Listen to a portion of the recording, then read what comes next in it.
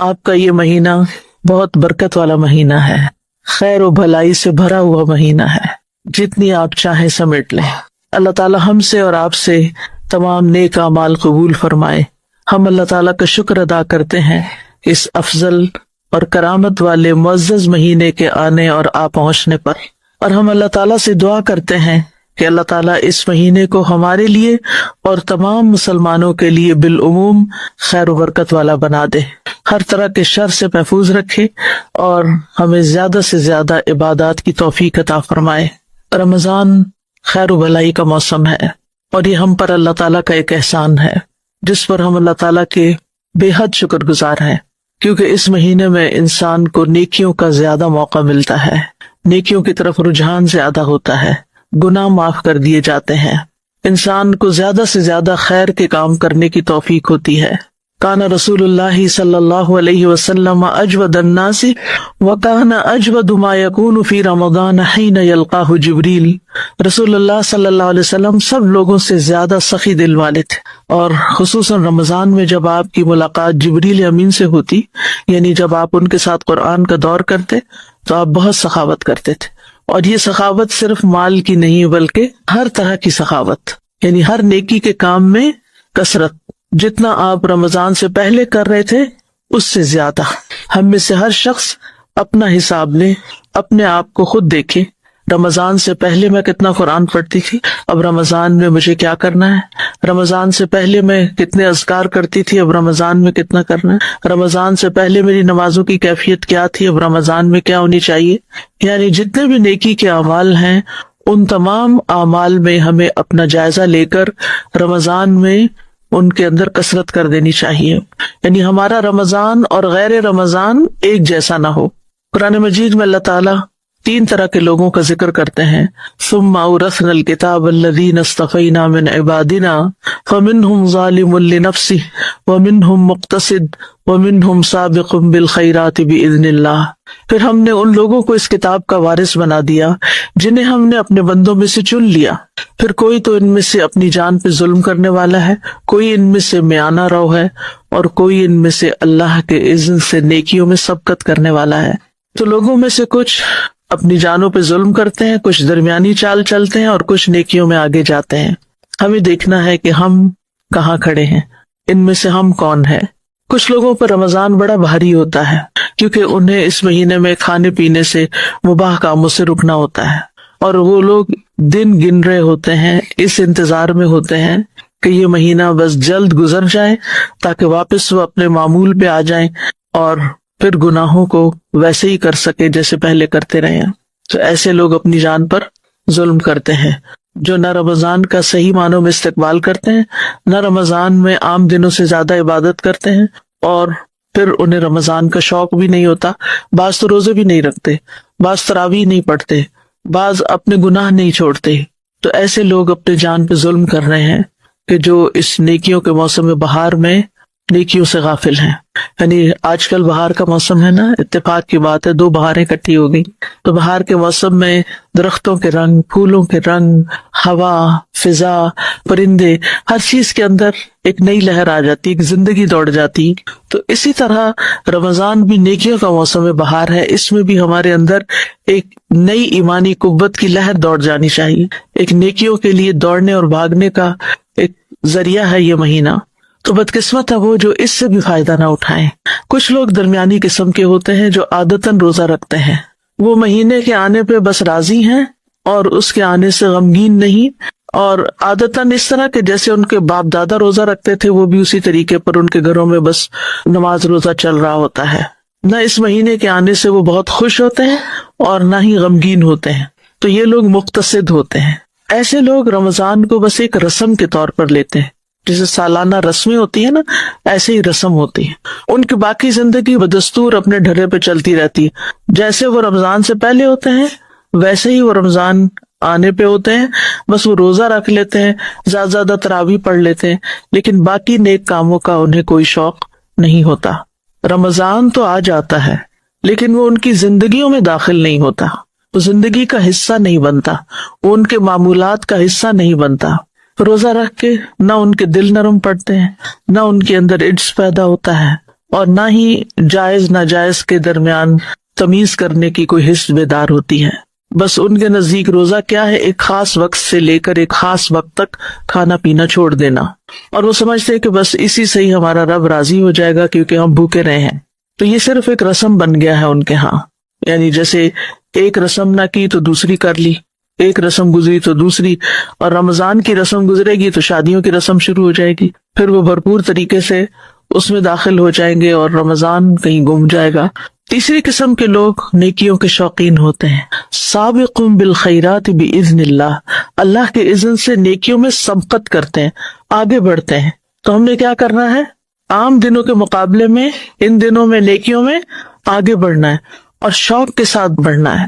یہ وہ لوگ ہیں جو رمضان کے مہینے کے آنے سے پہلے انتظار کرتے ہیں، دن گنتے ہیں کتنے دن رہ گئے ہیں رمضان میں، کب آئے گا رمضان، آج چاند دکھائی دے گا یا کل دے گا، پتہ نہیں آج روزہ بنے گا یا کل بنے گا. اور وہ اس مہینے میں توبہ کی بھی تجدید کرتے ہیں، گناہوں کو بھی چھوڑتے ہیں اور زیادہ سے زیادہ تقوی کے حصول کی کوشش کرتے ہیں، کیونکہ رمضان کا مہینہ ہے ہی اس لیے تاکہ ہم اس میں تقوی حاصل کر سکیں. یا ایھا الذین آمنوا کتب علیکم الصیام کما کتب علی الذین من قبلکم لعلکم تتقون. یہ مہینہ آیا اس لیے تاکہ ہمارے اندر تقوی پیدا ہو. تو رمضان آنے سے ان کے اندر ایک خوشی کی لہر دوڑ جاتی. اب جب رات دیر سے رمضان کا پتہ چلا تو پھر کیسی لہر دوڑی، ہم سب اپنا جائزہ لے سکتے ہیں. بالکل ایسے ہی جیسے کسی بچے کے پیدا ہونے کی خوشخبری آتی ہے تو آپ کھل اٹھتے ہیں. تو رمضان کا چاند پیدا ہو گیا، کہتے ہیں آج مون برتھ کا ڈے ہے، تو وہ یا اچانک کسی کو کوئی گفٹ ملے، کوئی مال ملے، کوئی خوشخبری ملے، تو ان کو یہ ہوتا ہے کہ چونکہ اس میں نیکیوں کا ثواب کئی گنا زیادہ ہوگا تو وہ خوش ہو جاتے ہیں. تو یاد رکھیے کہ روزہ اللہ سبحانہ تعالیٰ نے اس کی نسبت اپنی طرف کی ہے اور اس کا اجر بھی بہت بڑا بتایا ہے. لہٰذا یہ جو سابقون بالخیرات ہیں، اس کے عظیم اجر کی وجہ سے یہ خوش ہوتے ہیں اور خود بھی خوش ہوتے ہیں اور دوسروں کو بھی اس کی مبارک دیتے ہیں. رسمی مبارک نہیں، اللہ کے واسطے کہیں سے اسٹیکر اٹھا کے سارے کانٹیکٹس پہ اسٹیکر مت بھیجیں. اگر کچھ لکھنا ہے تو اپنے ہاتھ سے تھوڑا سا لکھ دیں، ورنہ سب کے لیے دعا کر دیں اور جو آپ کی زندگی میں موجود ہیں بس ان کو مبارک دے دیں، کیونکہ یہ ایک ایسا رواج چل نکلا ہے جو بہت زیادہ وقت کی ضیاع کا باعث ہے. نمبر 1، آپ نیکی کا کوئی کام چھوڑیں گے تو تبھی وہ واٹس ایپ پر سارے کانٹیکٹس پر اسٹیکر پوسٹ کرتے جائیں گے. کچھ چھوڑیں گے تو پھر ہی کریں گے نا. تو آپ نے اپنا وقت ضائع کیا. اب میں صبح جب میں نے میسج کھولے تو 110 میسیجز تھے. اب آپ سوچئے میں اپنا لیکچر تیار کروں یا ان میسیجز کو رپلائی کروں، کیونکہ یہ بھی نہیں ہو سکتا کہ آپ میسج پڑھیں اور اس کے بعد پھر اس کو رپلائی نہ کریں. ایک اور دوسری مشکل یہ ہوتی ہے کہ جب لوگ سٹیکرز اور اس طرح کی چیزیں پوسٹ کر دیتے ہیں تو وہ کھلنے میں بھی دیر لگتی ہے، پہلے انتظار کرنا پڑتا ہے، اور بعض تو ویڈیو کی شکل میں ہوتے ہیں اور بعض ٹک ٹاک کے میسیجز ہوتے ہیں. یعنی اس قدر کوفت ہوتی ہے، اس قدر کہ میری طبیعت خراب ہونے لگتی ہے کہ میرا کتنا قیمتی وقت ضائع ہو رہا ہے. اور اگنور اس لیے نہیں کر سکتے کہ ہو سکتا ہے کسی جینوئن پرسن کا کوئی جینوئن سوال ہو جس کا جواب دے کر میں اس کو کوئی نیکی کما سکتی ہوں. تو اس لیے میرا خیال ہے کہ اس رسم سے بھی ہم سب کو باز آنا چاہیے، اور زیادہ سے زیادہ اگر آپ کسی کو یاد کرنا ہی چاہتے ہیں تو آپ اپنے ہاتھ سے کوئی ایسی بات لکھیں جو اس کے ایمان میں اضافے کا باعث بنے، جو اس کے ایمان میں اضافے کا باعث بنے. اس کو کوئی یاد دہانی ہو، اس کے لیے کوئی میسج ہو تاکہ وہ اپنی کوئی اصلاح کر سکے یا اپنے عمل میں اضافہ کر سکے. لیکن رسم نہیں. یہ جو کارڈز لینے دینے کی رسم ہے نا، یہ بیسیکلی مسلمانوں کی رسم نہیں ہے، یہ غیروں سے ہمارے اندر آئی ہے. اور پھر آپ دیکھیں ویسے بھی فزیکلی بھی جو کارڈز ملتے ہیں ان کا انجام کیا ہوتا ہے، کتنے پیسے اس پہ خرچ ہو جاتے ہیں. اس کے برعکس یہ نہیں بہتر کہ اس کارڈ کی بجائے آپ ویسے ہی کسی کی طرف سے وہ صدقہ کر دیں یا کسی غریب کو کچھ کھانے کی کوئی چیز لے دیں. تو ایسی چیزوں سے زندگی میں بچنے کی کوشش کریں، ایسی خریداری سے بچنے کی کوشش کریں کہ جس کا انجام محض ویسٹ ہو. یعنی بعض لوگ تو پڑھتے بھی نہیں ہیں اس کو، وہ پڑھ کے گھر میں کتنے آپ رکھ سکتے ہیں اور کتنے سنبھال سکتے ہیں. اور جب آپ سوچیں کہ 100-200 روپے، اب مجھے تو پتہ نہیں، میں تو کبھی خریدا نہیں، اس لیے اگر 200 روپے کا یا 500 روپے کا ایک کارڈ لے کے ایک شخص نے اس کو عبارت پہلے سے لکھی ہوئی ہے اور آپ نیچے بس صرف اپنے سائن کر دیتے ہیں اور وہ اٹھا کے اس کو آگ میں ڈالتا ہے کہ یہ جلا دوں کیونکہ گھر میں اتنا جنک نہیں اکٹھا کر سکتا، تو یہ کیا ہوا؟ شعور سے کام لیں، عقل سے کام لیں۔ اس کارڈ کا انجام کیا ہوا؟ کیا انجام ہوا؟ آپ نے پیسے ضائع کیے، آپ نے اسراف کیا۔ آپ ایک اسٹکی نوٹ پہ، آپ ایک کاغذ کے اوپر کسی کو کوئی میسج لکھ کے دینا دے دیں، یا واٹس ایپ پہ، اب تو سب کے پاس ہی فون ہوتے ہیں، آپ اس کے اوپر میسج اچھا سا کر دیں، لیکن بیکار میں نہ اپنا وقت ضائع کریں نہ دوسرے کا۔ جب ہماری موت کا وقت ہوگا تو اس وقت ہم کسی کے ایسے میسج پڑھنے پسند کریں گے یا بھیجنے پسند کریں گے، یا صدقہ کرنے کی بجائے ایسے کارڈز اور ایسی فضول چیزیں خریدنے پہ صرف کریں گے؟ آپ کیا چاہیں گے کہ موت کے وقت آپ کے 500 روپے کس کو دیے جائیں؟ کارڈ خریدنے کو دیے جائیں یا کسی غریب کو دیے جائیں؟ کسی غریب کو دیے جائیں۔ تو ہمیں نہیں پتا اگلا لمحہ ہم پہ کیسا آنے والا ہے، تو زندگی کو وائزلی بسر کریں۔ آپ ہو سکتا ہے سوچے کہ بڑی شدت ہے، جذبات بھی تو ہوتے ہیں، محبت تو وہ ہوتی ہے جو آپ اپنے ایکشن سے ظاہر کرتے ہیں، محبت صرف کارڈ خرید کے بھیجنے سے تھوڑی ہوتی ہے۔ تو اس لیے بہت سمجھداری سے زندگی بسر کریں اور اچھے ٹرینڈ سیٹ کریں، اچھے رواج ڈالیں کہ جس سے نیکیوں اور خیر اور بھلائی کی طرف آگے بڑھیں۔ جو سابقون ہوتے ہیں وہ سابقون بالخیرات ہوتے ہیں، خیر اور نیکی اور بھلائی کے کاموں میں آگے بڑھنے والے ہوتے ہیں، تو یہ خود بھی خوش ہوتے ہیں اور دوسروں کو بھی مبارک دیتے ہیں۔ امام ابن رجب کہتے ہیں وہ کیسے خوش نہ ہو جبکہ اس مہینے میں جنت کے دروازے کھول دیے جاتے ہیں اور جہنم کے دروازے بند کر دیے جاتے ہیں اور سرکش شیطان جکڑ دیے جاتے ہیں۔ یعنی کیوں نہ خوش ہو؟ جنت کے دروازے کھلے ہیں، خوش ہونا چاہیے۔ جنت ہمیں پکار رہی ہے، اس کے لیے تیاری کرنا چاہیے، لیکن تیاری ایسے نہیں ہوگی کہ دنیا کے فضول کاموں میں وقت ضائع کر کے، اور جہنم کے دروازے بند کر دیے جاتے ہیں اور سرکش شیطان جکڑ دیے جاتے ہیں تاکہ وہ ہمیں پریشان نہ کریں۔ تو ہر عقل مند انسان ان خوشخبریوں کی وجہ سے اس مہینے کے آنے پہ خوش ہوتا ہے۔ ایسا ماحول بن جاتا ہے کہ انسان اللہ کی طرف پلٹنا آسان سمجھتا ہے۔ اور پھر یہ کہ ہر رات اللہ تعالیٰ لوگوں کو جہنم سے آزاد کرتے ہیں، تو ہر رات دعا کرنے سے کہ اللہ میری جان کو آپ جہنم سے آزاد کر دیں، مجھے جہنم سے بچا لیں۔ اور یہ ہر رات ہوتا ہے، اور یہ لوگ اتقا ہیں جو آگ میں کبھی داخل نہیں ہوں گے، جن کو آگ سے آزاد کر دیا جائے گا ایک دفعہ، تو پھر یہ جہنم میں داخل نہیں ہوں گے، کیونکہ کچھ لوگ جنت میں جائیں گے مگر جہنم سے ہو کر۔ تو ہمیں اس مہینے میں زیادہ سے زیادہ وقت توجہ کے ساتھ اپنی عبادت کی طرف گزارنا چاہیے۔ روزہ پچھلی شریعتوں میں بھی رہا ہے اور اللہ سبحانہ تعالیٰ نے قرآن مجید میں اس کا ذکر کیا ہے، اور پھر یہ ہے کہ صفات مختلف رہی ہیں۔ حج بھی مختلف شریعتوں میں رہا ہے، ابراہیم علیہ السلام سے کہا گیا تھا وَأَذِّن فِي النَّاسِ بِالْحَجِّ، اور پھر یہ ہے کہ زکوٰۃ بھی مختلف شریعتوں میں رہی ہے۔ عیسیٰ علیہ السلام نے کہا تھا کہ وَأَوْصَانِي بِالصَّلَاةِ وَالزَّكَاةِ مَا دُمْتُ حَيًّا۔ تو بہرحال اللہ سبحانہ تعالیٰ چاہتا ہے کہ ہم زیادہ زیادہ اس کے قریب آ جائیں، اور اس کے لیے اس نے یہ رمضان کا مہینہ رکھا ہے۔ اگر کوئی بندہ شکر گزار ہے تو اللہ تعالیٰ اس کو عذاب نہیں دینا چاہتا۔ ما یفعل اللہ بعذابکم ان شکرتم وآمنتم وکان اللہ شاکرا علیما۔ اگر ہم نیک کام کرتے رہیں گے تو انشاءاللہ اللہ تعالیٰ کے غضب سے بچ جائیں گے، اور اس کے لیے ضروری ہے کہ ایک طرف نیکیاں کریں اور دوسری طرف اہم ترین چیز جو تقوی والی ہے۔ تقوی کا مطلب ہوتا ہے بچنا۔ کس چیز سے بچنا ہے؟ زبان کے غلط استعمال سے، رویے میں غلط چیزوں سے، کیونکہ نبی صلی اللہ علیہ وسلم نے فرمایا، بخاری کی حدیث ہے، من لم يدع قول الزور والعمل به فليس لله حاجة في ان يدع طعامه وشرابه۔ جو شخص جھوٹ اور فریبکاری ترک نہ کرے تو اللہ کو اس کی کوئی ضرورت نہیں کہ وہ روزے کے نام سے اپنا کھانا پینا چھوڑ دے۔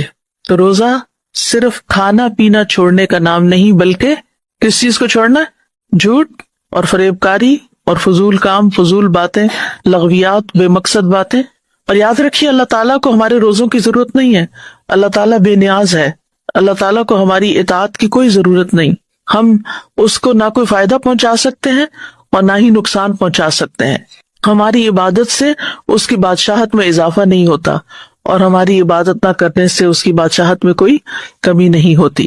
یہ تو ہماری زندگی کا مقصد ہے کہ ہم اس کی عبادت کریں۔ وَمَا خَلَقْتُ الْجِنَّ وَالْإِنسَ إِلَّا لِيَعْبُدُونَ۔ تو رمضان کیوں آیا ہے؟ تاکہ ہم دن کو روزہ رکھیں، رات کو قیام کریں، اللہ تبارک و تعالیٰ کی کتاب کو پڑھیں، سمجھیں، تاکہ ہم متقین کے درجے تک پہنچ جائیں۔ خاص طور پر رمضان قرآن کا مہینہ ہے۔ شہر رمضان الذی انزل فیہ القرآن۔ امام مالک کے بارے میں آتا ہے جب رمضان داخل ہوتا تو وہ حدیث کی مجلس چھوڑ دیتے تھے صرف قرآن کی طرف توجہ کرتے تھے. امام زہری بھی ایسے ہی کرتے. سلف کی اکثریت قرآن کے ساتھ زیادہ وقت گزارتی. یہ قرآن کا مہینہ ہے، اس میں زیادہ سے زیادہ قرآن پڑھیں. حضرت عمرو بن العاص کے بیٹے عبداللہ بن عمرو جو تھے، ان سے نبی صلی اللہ علیہ وسلم نے فرمایا کہ قرآن کی قرات 1 ماہ میں مکمل کر لیا کرو، کیونکہ وہ بہت زیادہ پڑھتے تھے. انہوں نے کہا اللہ کے رسول، میں اس سے زیادہ افضل عمل کی طاقت رکھتا ہوں. آپ نے فرمایا 20 دن میں پڑھ لیا کرو. انہوں نے عرض کیا اللہ کے نبی، میں اس سے بھی زیادہ کی طاقت رکھتا ہوں. آپ نے فرمایا ہر 10 دن میں پڑھ لیا کرو. ان کا اللہ کے نبی صلی اللہ علیہ وسلم، میں اس سے افضل عمل کی طاقت رکھتا ہوں. آپ نے فرمایا 7 دن میں پڑھ لیا کرو اور اس سے زیادہ نہ کرو. تم پر تمہاری بیوی کا حق ہے، تمہارے مہمانوں کا حق ہے، تم پر تمہارے جسم کا حق ہے.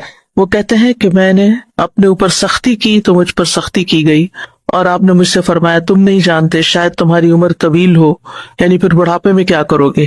کہتے ہیں کہ میں اسی کی طرف آ گیا جو مجھے رسول اللہ صلی اللہ علیہ وسلم نے بتایا تھا. جب میں بوڑھا ہو گیا تو میں نے پسند کیا کہ میں کاش نبی صلی اللہ علیہ وسلم کی رخصت قبول کر لیتا. تو اہل علم تو کہتے ہیں کہ سارا سال ہر مہینے قرآن ختم ہونا چاہیے، اور جو ہر مہینے قرآن ختم نہیں کرتا وہ قرآن کو چھوڑے ہوئے حاجر القرآن ہے. لیکن رمضان میں تو ہر سورت 1 قرآن مکمل ہونا ہی چاہیے، یعنی تلاوت کر کے 1 قیام میں سن لیں، اور 1 اگر ہو سکے تو ترجمے سے پڑھ لیں، سن لیں، دورہ قرآن کر لیں. تو بہرحال اس مہینے کی خیر سے محروم نہیں ہونا. جو اس مہینے کی خیر و برکت سے محروم رہا وہ ہر خیر سے محروم رہا، اور خاص طور پر لیلۃ القدر تو اس کی تیاری ابھی سے کریں گے انشاءاللہ تو اللہ تعالیٰ نصیب بھی کرے گا، کیونکہ اس میں 1 رات کی عبادت 83 ایئرز کی عبادت سے بڑھ کر ہے.